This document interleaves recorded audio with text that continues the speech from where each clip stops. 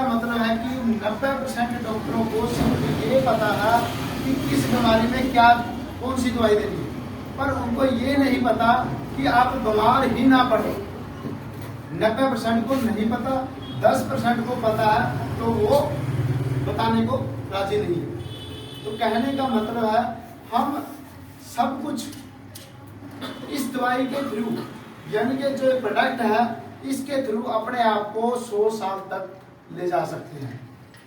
और कहने का मतलब ये है कि इतनी सारी दुनिया में दवाई है, बंदा दवाई खा खा के परेशान हो चुके हैं, क्योंकि अंग्रेजी दवाई काम करती है बीमारी के ऊपर और ये करती है बीमारी की जड़ पे। क्योंकि 95% बीमारियां कहते हैं पेट से होती है। अगर पेट सही है तो 95% बीमारी सेट है, और ये अपना पेट पे 95% बीमारी के 100% काम करेगा। तो एक बार जोरदार तालियां की है। तो इसी के साथ मैं एक स्टोरी भी सुनाऊंगा जिससे कि आप इस प्रोडक्ट को बहुत ज्यादा तक लोगों तक पहुंचा सकते हो। Yes sir no? ज्यादा लोगों की ब्लेसिंग चाहिए कि कम लोगों की? ज्यादा लोगों की। तो ज्यादा लोगों का भला करोगे तो ज्यादा ब्लेसिंग मिलेगी। तो ज्यादा लोगों तक कैसे जाएगा बताएगा कोई? कैसे जाएगा?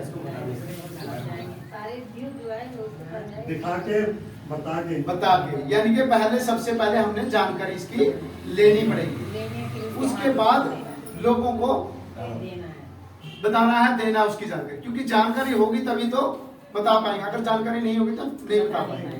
तो मैं एक स्टोरी सुनाता हूँ। एक बार एक राजा होता है और वो अपने अंतिम सांस पे बोलता है, अपने फैमिली को बुलाता है कि मैं अपने तीनों बेटों में से एक टास्क देता हूँ और उनको पूछता हूँ भी कौन अपना मेरा उत्तराधिकारी कौन बनेगा। तो राजा अपने तीनों पुत्रों को बुला लेता है कि मैं आपको 1,000 गंगिया देता हूँ, और उनके नजदीक एक बौद्ध भिक्षुओं का मठ होता है, बौद्ध भिक्षु गंजे होते हैं। तो वो बोलते हैं कि आप 1,000 गंगिया लेके जाओ और वो बेच के आओ। तो राजा ने उनकी तीनों की परीक्षा सेम। अब कहते हैं ना, जो निकम्मे होते हैं तो निकम्मापन दिखाई देंगे, और जो अच्छे होते हैं अच्छा दिखाई देते हैं। आज तक आप सब लोगों ने ये डायलॉग सुना होगा कि गंजे को भी कंगी बेच देना। और मैं मानता हूँ इस कहानी से अगर सुनोगे तो ये चीटिंग है एक किस्म से, क्योंकि रियलिटी बेस पे जाओगे तो आपका एक कंगी नहीं हजारों कंगी भी बिकेगी। तो पहला जो जाता है उसका लड़का तो मठ में जाता है और मठ वाले उनसे पूछता कि भाई साहब मैंने ये कंगी देनी है। फिर वो बोलते हैं यार हमें तो कंगी जरूरत नहीं है, क्योंकि गंजे को कंगी की कोई जरूरत नहीं। तो फिर भी कहता अगर आपको किसी को खुजली करने के काम आ जाए तो उसके लिए ले लो। तो उसने एक किसी तरह से बेच दिया। पहले जमाने में लकड़ी की होती थी कंगी, लंबी होती थी। तो उन्होंने बोला कि सर कोई एक बंदे के है हमारे मठ में और उसको दे देता हूँ। तो वो एक कंगी बेच के आ गया। दूसरा फिर गया तो उसने 10 कंगी बेची। तो उसने क्या कह के बेची? तो उसने बोला कि यार आपके यहाँ पे बहुत सारे प्रवचन सुनने आते हैं यात्री बाहर से, तो उनके लिए आप उनके बाल है ना, हवा जब उल्टी चलती है तो उनके बाल खराब हो जाते हैं, तो उनको देने के लिए। तो उनका जो मठ का मेन था उसने बोला चलो ठीक है 10 दे दो हमें, 10 बेच दिया। उसके बाद गया तीसरा लड़का। तीसरा लड़के ने क्या किया, उसने बोला कि भाई तुम्हारा जो मेन है यहाँ का मठ का मेन बंदा है जो प्रवचन सुनाता है तो मुझसे मिलना है। उन्होंने बोला कि सर मैंने आपसे आधा घंटा 1 घंटा चर्चा करनी है आपके मठ के बारे में, आपके जो प्रवचन है उसके बारे में। तो उसने चर्चा क्या किया, उसने पूछा सर पहले तो ये बताइए कि यहाँ कितने लोग आते हैं डेली? कहता सैकड़ों से हजारों लोग तक डेली आते हैं। दूसरा तो बोलता है सैकड़ों हजारों में से वापस कितने आते हैं? कहता 20%। कहता जो प्रवचन आप देते हो उसमें से कितने लोगों को याद रहता है? कहता मुश्किल से 1, 2, 3% तक।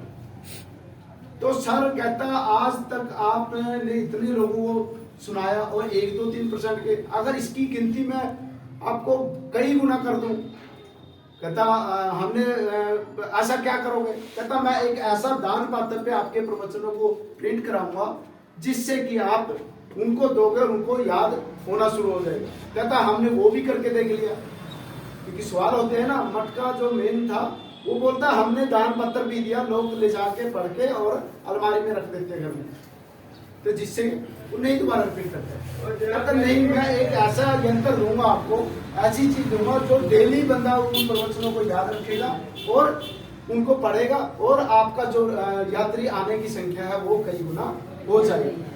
तो उसने तकरीबन 1 घंटा उनको पूरी डिस्कस चर्चा करके तो उन्होंने बोला ये कंघी है लकड़ी की, इस पे जो जगह है, हाथ पीछे भी जगह थी और ऊपर भी जगह है, तो इस जगह पे आपके जितने भी हाईलाइट प्रिंटेड है प्रवचन वो मैं प्रिंट करवा के दे देता हूँ। ये प्रिंट का जो लग जाएगा तो डेली बंदा बालों को बहाएगा और वो क्या करेगा, फिर वो पढ़ेगा और आपके प्रवचनों को याद रखेगा। जब डेली कोई चीज हम करते हैं तो याद रहती है, या सर नो? जो इंसान डेली करता है कोई चीज वो ऑटोमेटिक याद रहेगी। तो वो कहता है कि कंघी में रखे, तो उन्होंने बात समझ में आ गई, तो उन्होंने क्या बोला, आप 1000 दे जाओ और बाकी का ऑर्डर फिर मैं दूंगा। तो वो सब तीनों लोग गए, तो कैसे कैसे बेचा, तो उन्होंने ये कहानियां सुनाई। तो कहने का इस कहानी से क्या हमें शिक्षा मिलती है? ज्ञान ही सर्वोपरि है। इस कहानी से यही शिक्षा मिलती है, देखो बेचने वाले के नजरिए के ऊपर है। एक इंसान एक कंघी बेच के आया और दूसरा 10 और तीसरा 1000, पर 1000 के बाद भी तो बिकेगी। तो उसने बोला 1000 ही क्यों? कहता पिताजी मैं 1000 ही मेरे पास थी, अगर 10,000 होती तो 10,000 भी बिकती, क्योंकि उसने तो फार्मूला सेट कर दिया। कई बार क्या होता है, हम खाली अपनी उसके लिए, अपने लालच के लिए हम बेचने की कोशिश करते हैं तो कोई नहीं खरीदेगा प्रोडक्ट। कोई भी जब तक हम सामने वाले की प्रॉब्लम हल नहीं करेंगे तब तक कोई नहीं लेगा। ये चाहे अपने आप को सामने वाले के सामने रख के देख सकते हो। तो जो 1000 बेचने वाला है वो फार्मूला अगर आपने अपना लिया तो जिंदगी में ये प्रोडक्ट तो बहुत छोटी बात है, दुनिया में आप कुछ भी बेच सकते हो। क्योंकि ये जो डायलॉग है ना कि गंजे को भी कंघी बेच दे, वो सेल का माहिर होता है, नहीं, वो चीटिंग होती है। क्योंकि कई बार क्या होता है, हम डायरेक्टली कोशिश करते हैं कि सामने वाले को जरूरत पैदा करें। उसके आसपास भी देखो, उसके आसपास देखो तो बहुत सारे लोगों को, मान ले सामने वाले को जरूरत नहीं है, वो पूरा हेल्दी है, वो 100% फॉलो करता है, योगा जिम एक्सरसाइज पूरी वो करता है, उसको जरूरत नहीं, पर उसके आसपास के लोगों को भी जरूरत है। Yes no? तो हमने आसपास वाले लोगों को भी कवर करना है। तो अगर ये आपने फार्मूला अपना लिया तो आप अपनी जिंदगी में 1000 नहीं लाखों डबिया बेच सकते हो। Thank you. तो दूसरा जो हमारा पार्ट है, ये हेल्थ का पार्ट था। दूसरा जो पार्ट है वेल्थ का, पैसा कैसे आएगा, कितने लोग